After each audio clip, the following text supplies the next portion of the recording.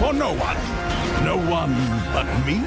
We dance to the drums of war, and all our hearts beat as one.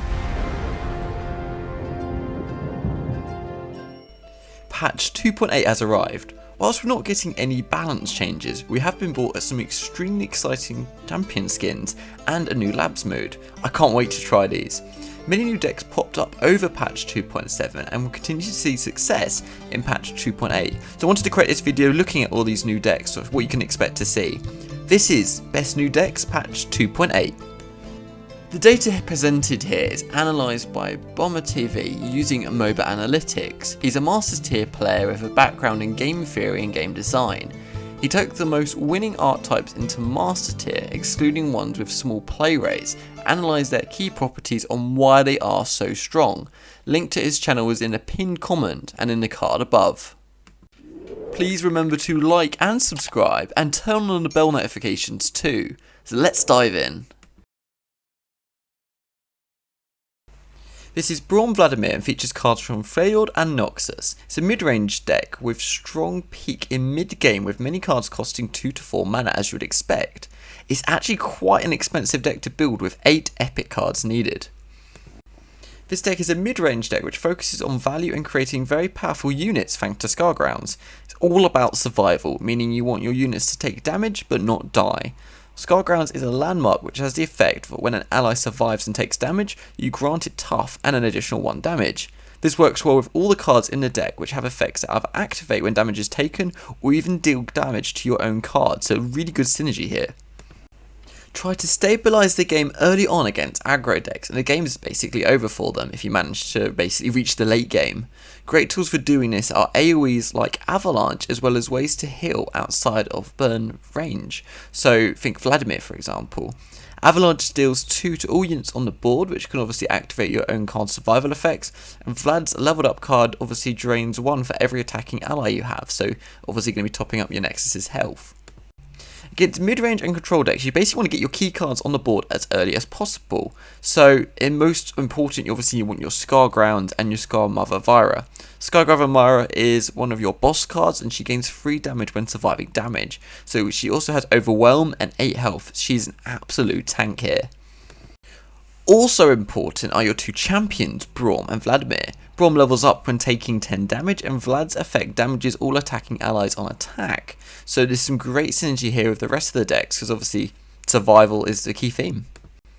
Good combos to go for is Crimson Bloodletter into Crimson Creator or Braum.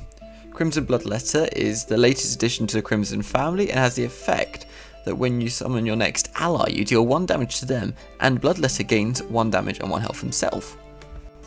Curator and Bloodletter is also a good combo, and this is value basically right from the start. Whereas Braum and Bloodletter is more of a kind of big tempo swing on turn 4, when you also be able to have the Mighty Poro on the 4, and basically have a really powerful board for quite early in the game. This deck is particularly strong right now given the popularity of Irelia Azir, so as all the Blade Dances, Blades and Sand Soldiers are perfect for activating the effects of cards in this deck.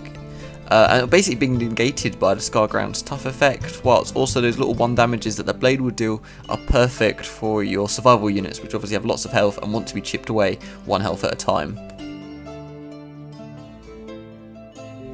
This is Irelia Azir and features cards mostly from Iona with a good amount of Shurima cards too. It's a fairly standard mix of followers and spells. Like many aggro decks, most of the cards have a low mana cost, with a huge number of cards costing 1 or 2 mana. It's actually fairly budget to build as well, with not a single epic card needed. This deck is super aggressive. The main idea is to summon lots of units, go wide, meaning lots of units on the board basically, and attack as many times as possible. Azir and Empress Diaz have the effect to summon a Sand Soldier on attack, so if you have both cards on the field, you're going to get 2 Sand Soldiers with every attack you do. Absolutely insane value. There's been a new keyword added to the game, Blade Stance. Blade Stance starts a free attack with that many summoned blades, and in separate attack phase, a bit like Scouts. Lots of unit cards revolve around this mechanic, including Ribbon Dancer and Blossoming Blade in this deck. The Sand Soldiers from Azir and Empress Diaz effect will also be summoned on these Blade Dance attacks, meaning you're going to get a very wide board with lots of pressure. Cards like Sparring Student and Green Grey Duo both have effects that gain power when other units are summoned, meaning you can quickly build them up into threats each round with obviously all the blades that are being summoned, all the sand soldiers, and meaning you can have a really wide board with big power units too. Combining all the Blade Dance combos with all the Sand Soldier attacks means you can have pretty explosive attacks starting from as early as turn 3, often levelling up Azir or Irelia by turn 4. This means you can access their leveled up effects super quick and close the game nice and early. Another win condition is via Aspiring Marshal, which basically triples the threat of Blades and Sand Soldiers. So Aspiring Marshal has the effect of granting 2 damage to summoned allies the turn you play it. This means a Blade and Sand Soldier has an extra 2 damage just off the back like that. And you're going to be summoning a lot of these, so this is going to quickly add up. Azir Irelia is currently dominating the meta, there's no question about that. One part of me likes this as Irelia brings new hope for Iona, which is a region that we've not really seen over the last couple of months, and it's nice seeing it back in a competitive scene. It actually hasn't been this dominant in the meta since beta, which was well over a year ago now. On the other hand, the deck is just a little bit broken right now, so I'd expect some sort of nerf to come soon, but the question is, how much is it going to get nerfed? The deck is very fun to play and feels like an aggro combo deck, which is a really rare combo. Please check out BomberTV's linked video in the card above for a great analysis of this deck and see how it's played by a true Masters tier player. This is Thresh Nasus, features cards mostly from the Shadow Isles, with a large number of cards also appearing from the Shurima region. It's a bit of a control aggro hybrid, if that even makes sense. It has a lot of low costing cards, but the win condition's more controlled focused. It's a medium budget deck with 3 epic cards needed.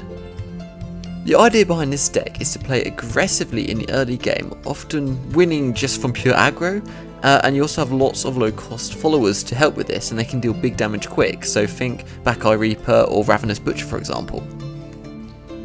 Alternatively, you can try and finish the game much later with a high powered Nasus and Atrocity. So Nasus gains 1/1 every time you slay a unit, giving him lots of potential power, and Atrocity deals damage to anything really, including opponent's Nexus, equal to a unit that you sacrifice power, and this can be a win condition in a lot of occasions. The deck essentially plays out like the They Who Endure deck, so those who are familiar with that deck, it's a very easy kind of play style here. You're just kind of replacing They Who Endure with a big Nasus. Since Nasus is our win condition, we want to cheat him out and get him as fast as possible on the field, and that's where Thresh comes into play, helping us get Nasus onto the board quickly with his leveled up effect, which summons an attacking champion from your deck the first time a leveled up Thresh attacks. To help Nasus get lots of power, so many cards in this deck involve killing your own units to contribute to the slay tally, so this includes units like Blighted Caretaker and spells like Right Off the Calling, which both involve killing one of your own units.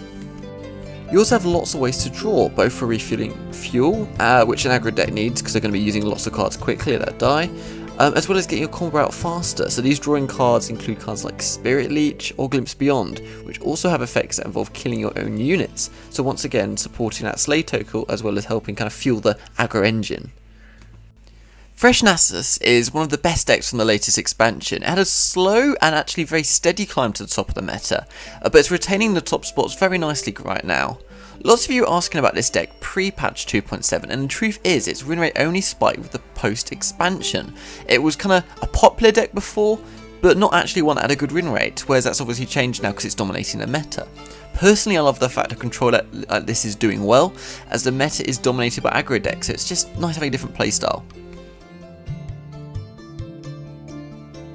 This is Noxus Shurima Aggro and features cards from both Noxus and Shurima. It's very aggressive with a huge 30 cards costing 3 or less mana. The champions in this deck are Azir, Draven and Darius, and it's very budget with 24 commons and only 1 epic card needed. This deck is just straight up aggro. We're running the best of the best aggressive units. So ideally you want to start the game with Legion Saboteur or the new Dune Keeper. Legion Saboteur has 2 damage and deals 1 to enemy Nexus on attack, and Dune Keeper also has 2 damage on himself and summons a Sand Soldier on summon, and this could provide up to another 2 damage. Then follow up with Legion Grenadier, or double up on 1-drops. So Grenadier obviously has 3 damage and deals 1 on death to the opponent. So the trend must be quite apparent here. You're basically just trying to chip away damage at your opponent's Nexus. Getting Azir is crucial on turn 3, as it can put so much pressure on your opponent. Azir can keep obviously summoning Sand Soldiers, who deal 1 damage to the enemy's Nexus on attack, so just really good continued burn here. Shurima now shines bright with one of the best burn spells in the game, Ruinous Path. This obviously draws 1, and if you've slain a unit this round, drains 2 from the enemy Nexus, so once again some fantastic value here to keep chipping away at the opposing Nexus. Later on you have lots of burn cards, so think Decimate or Noxus for 4. Decimate deals 4 to the opposing Nexus, and Noxus for 4 deals 3 to an ally to deal 3 to anything. You can target the opponent's Nexus with this too, so overall really kind of contributes to a really aggressive deck, and even though it feels quite repetitive, you're going to be climbing the ranks quickly with this one. Noxus Shurima Aggro is currently dominating the meta. We're seeing lots of aggro versions of Shurima decks pop up right now, and this is the variant that is kind of working the best with the traditional Noxus aggro decks that have obviously been in the meta for God knows how long. When new players try new decks after an expansion is released, aggro decks typically thrive, so I'll be interested to see if in a few patches if this is still the case. And there we go guys, it's crazy seeing that Azir Irelia is so popular and dominating at the moment that a new deck has arrived in the meta purely to counter it. I expect this deck to get nerfed in patch 2.9 in basically 2 weeks time, I hope. And there we go guys, it's crazy seeing that as. What do you think the best deck is in patch 2.8? I would love to hear in the comments. Up next is top 10 decks patch 2.8, taking a look at the wide range of win rates in the current meta. The data presented here is analysed by BomberTV using MOBA analytics. He's a Masters tier player with a background in game theory and game design. He took the most winning archetypes into Master tier, excluding ones with small play rates, analysed their key properties on why they are so strong. Link to his channel is in a pinned comment and in the card above. I've recently set up an Instagram account, @LoreGuides, and I'll be doing a giveaway shortly. Please follow this account for see posts about new videos, and will be in a chance of winning this giveaway. Please remember to like and subscribe, and turn on bell notifications too. See you next time guys.